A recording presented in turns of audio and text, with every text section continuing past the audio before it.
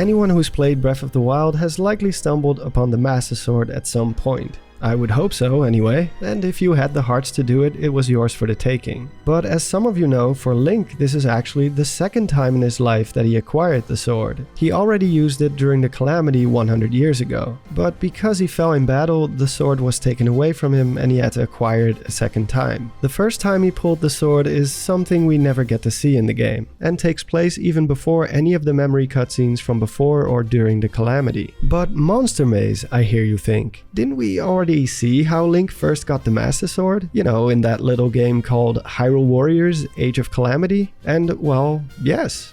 Yes, we did. But as I and other theorists have pointed out since the game's release, there are some issues with this part of Age of Calamity. Now, don't get me wrong, I greatly enjoyed the game. I love the epic setting, I enjoyed the combat, and Suga is life. But when you study the story beats of the game a bit closer, you quickly find out that there are some aspects conflicting with that which Breath of the Wild and its complementary book Creating a Champion set up. Most of these inconsistencies are nitpicks at best, and can easily be chalked up to simple mistakes and oversights. But the way Link acquires the Master Sword stands out, and cannot be dismissed in the same way. So in this video I want to do two things. First, I want to explain why the way Link gets the Master Sword in Age of Calamity cannot possibly have occurred in a similar manner in Breath of the Wild. Secondly, I want to give my take on how I think Link got the Master Sword in Breath of the Wild's backstory, to present an alternative to that which we see in Age of Calamity. So let's start with why this would have been impossible in Breath of the Wild.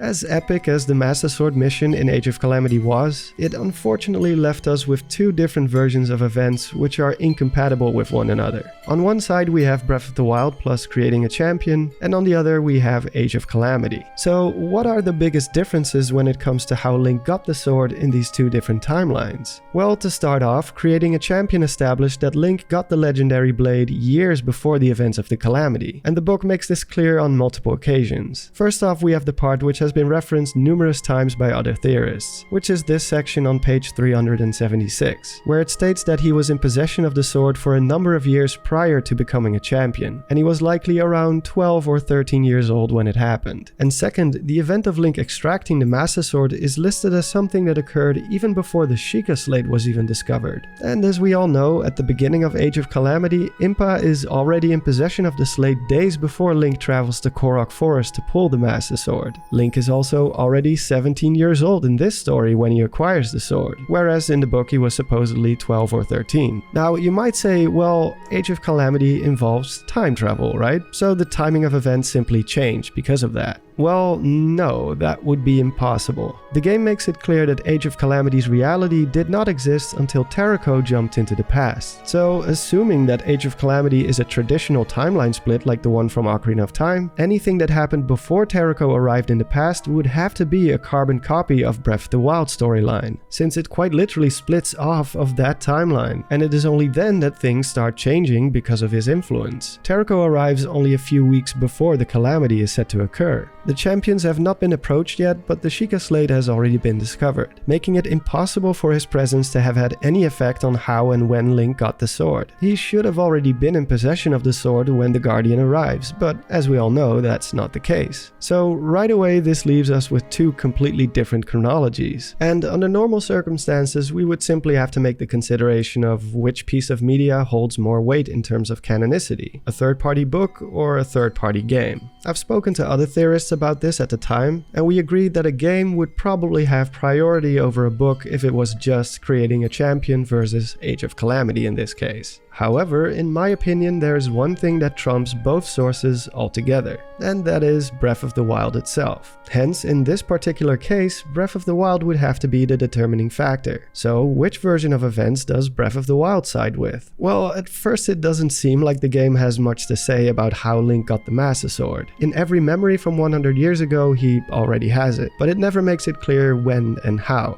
That is, until you get the second DLC pack, the Champion's Ballad. Here the game sheds a bit more light on some of the events which took place prior to the calamity. We see how Zelda first approached the pilots, the ceremony where they were officially appointed as champions, some of the time they spent together as a group, etc. But more importantly for this topic is that we gain access to the diaries of the 4 champions, personal memoirs in which they describe their thoughts and experiences both during and prior to the calamity. And on 2 occasions these stories confirm that not only did Link already have the Master Sword, he was also already selected as the chosen knight who would slay Ganon, long before the royal family even started selecting candidates to pilot the divine beasts. Revali describes his joy and pride when Zelda came to ask him to pilot Vah Medoh, only to quickly shift his tone as soon as he found out that his role was nothing more than that of a support for some chosen knight he's never met before, and that he is not the one tasked with taking Ganon down himself. In turn, Mipha states that Link came to visit her at Zora's domain right after divine beast Vah Ruta was discovered, but before Zelda came to ask her to pilot the beast, and she specifically says that during this visit Link already had the sword.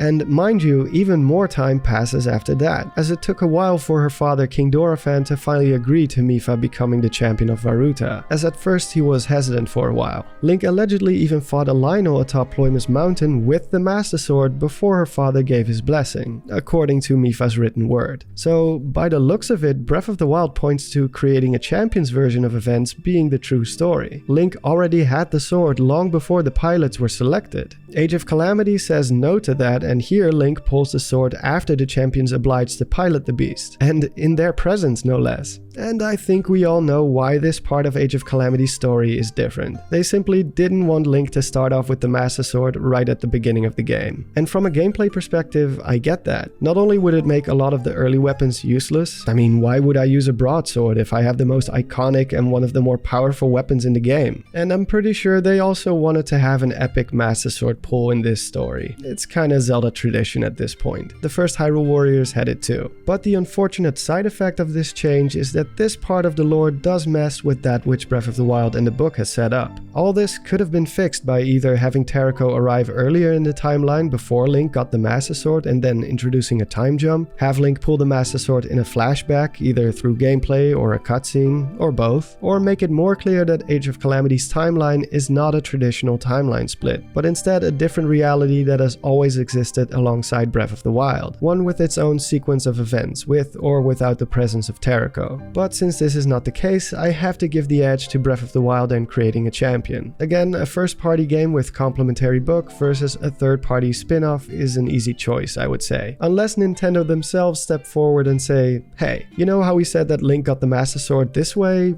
Well, forget about that. Retcon, this is what actually happened 100 years ago. But until that happens, I'm gonna have to go with Team Breath of the Wild / creating a champion. With that said, that means we are now back to not knowing much about the circumstances surrounding Link's first encounter with the Master Sword. All we have is hearsay from 2 champions, and a couple of paragraphs from a book, both of which only give a suggestion when he approximately could have gotten the sword, but not how it happened. So now I want to present my alternative. A way how Link could have found his way to the sword based on what we know from Breath of the Wild and creating a champion, while ignoring Age of Calamity's version of events and treating that as its own separate story. One which only applies to Age of Calamity's timeline and not Breath of the Wild. So here we go.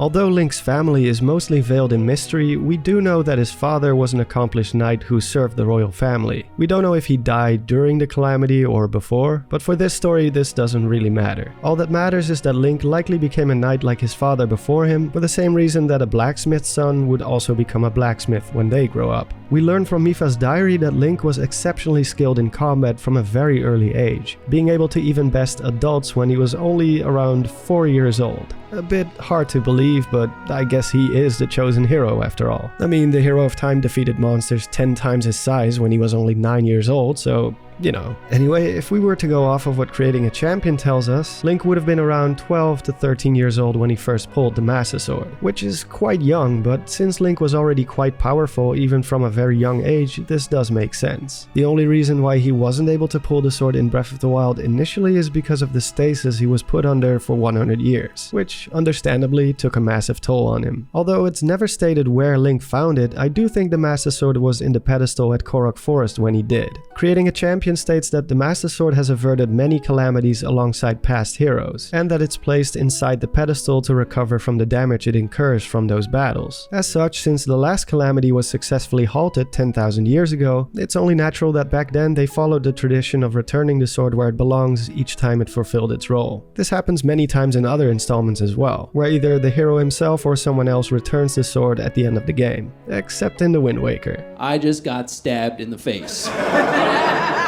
Now let's quickly talk about Link's origins. Where did he initially come from? Despite no definitive proof, I'm quite sure that Link did indeed originate from Hateno Village. There are simply more hints that this was the place where he was raised than any other place in Hyrule, like the house which was conveniently abandoned for 100 years and Link coincidentally being absent for 100 years, small hints from Nintendo employees, it all points towards Hateno being Link's original hometown. And I love it because Link's from Hateno Village. So it's very cute glimpse into his life. Again, nothing is proven indefinitely, but I'm just going with the most likely option. This of course doesn't mean that Link spent his entire life in Hateno. In fact, as soon as he was drafted as a knight himself, it makes sense that he would have been living in and around Hyrule Castletown for the later parts of his life. Knights often live in quarters or barracks after all, so that they are always ready to defend the castle. This may have been the case for his father as well. Zelda specifically mentions Link's father during one of the memories. The fact that the royal princess knew who Link's father was means that he probably had made a name for himself, and likely had a high rank in Hyrule's army, perhaps a captain or even a general. With that said, what would steer a young kid of 12 to 13 years old in the direction of Hyrule's Great Forest, alone? As we know, the resting place of the Master Sword is considered dangerous by the Hylians, a place where one can easily get lost and wander around for days and get nowhere. Even during the calamity, monsters and guardians did not make it into Korok Forest. It remains secluded, a safe place for the spirits of the forest, overseen by their guardian deity, the Great Deku Tree. The only person we've seen visiting the forest besides Link is Princess Zelda, when she returns the Master Sword after Link fell in battle. It's unclear how she knows her way around the forest, but it's safe to say that this wasn't her first visit, as the Deku Tree seems to be well acquainted with her. Still, the forest largely remains left alone by mortals. So how did Link find his way here, and at such a young age? Whether he was living in Hateno or Castletown at the time, it's still a long ways away for a boy his age to be traveling here alone, right? Well, there's one location which could explain everything. One Hylian structure close to Hyrule's Great Forest which could have played a big role in this. Since Link was extremely talented with a sword from a very young age, it probably didn't take long for his father to draft him into Hyrule's army. By the time Link would join the army, the prophecy of Ganon's return had already come to light years prior. Zelda was only 7 at the time, and there's only 1 year age gap between her and Link. The Hylian army likely needed every bit of manpower they could get in preparation for Ganon's return, so it's only natural that an exceptionally talented swordsman like Link would be more than welcome despite his young age. And where does anyone go before they join the actual army? Exactly. Boot camp. In this case, Hyrule's military training camp close to the border of Hyrule's Great Forest. As is the case with many military training camps, the cadets often sleep in barracks in and around the same area. So Link likely spent at least a couple of months at the training camp together with the other recruits. And it is during this time that I believe Link found his way to the Master Sword. As is often the case with the Master Sword, the hero doesn't choose it, but rather the sword chooses the hero. And since Ganon's return was only a few years away, the sword was likely ready to be found by the next hero worthy of wielding it. While present at the training camp, Link may have felt a pull towards the Great Forest, an unknown force calling out to him. Until one night, the young swordsman finally gave in to the temptation, sneaking away from the barracks to venture into the misty forest alone. Driven by intuition or perhaps guided by some divine influence, he managed to make his way through the forest successfully without getting lost. Once he arrives at the foot of the Great Deku Tree, he lays his eyes upon the sparkling blade, and with that, Link pulls the Master Sword, perhaps without realizing that he has been chosen for a great but dangerous task which will determine the future of Hyrule. Word quickly spread about the young man who emerged carrying the legendary sword that seals the darkness, and it wouldn't be long until he was recognized as the one who would have to face Ganon alongside the princess. Faced with a tremendous responsibility, this is also the time when Link started to grow more and more silent, going from a bold, outspoken kid to a silent and burdened young adult. And that is how I envisioned it happening, but that's just my take on it. Perhaps you have a completely different scenario in mind. I know I've been kinda harsh on Age of Calamity in this video, but please bear in mind that I don't dislike the game in any way. In the end, it doesn't even really matter. As Arlo stated in his review of the game, Breath of the Wild and Age of Calamity are vastly different games, each with their own rules and mechanics. In one, Link struggles with a single Lionel even in the late game, and in the other he mows down enemies by the thousands. But that's the nature of a Warriors game. Age of Calamity was epic, and although I don't consider it as canon as Breath of the Wild, I still think the Master Sword pull in that game was very cool and unique. It happens under extreme pressure and during a boss fight nonetheless. Does it fit with Breath of the Wild's narrative? In my opinion, no. But at the end of the day, entertainment is more important than lore consistency. It would have been cool if we got both, but that's the curse of a spin-off game, I guess. Thank you for watching. Let me know what you think. How do you envision Link got the Master Sword in Breath of the Wild? Do you still fully accept Age of Calamity as canon? Be sure to leave a comment down below. A special shout out as always goes to my amazing Patreons and members who continue to make this content possible. And please welcome Emo Kid and Brett Rosenbaum as my latest supporters, as well as an additional shout out to Star Demon who just upgraded their pledge. As always, you guys are the best. And that is all for now. Keep an eye out for the 1-year anniversary video next week. I hope to see you then. This is Don signing off and have a good one.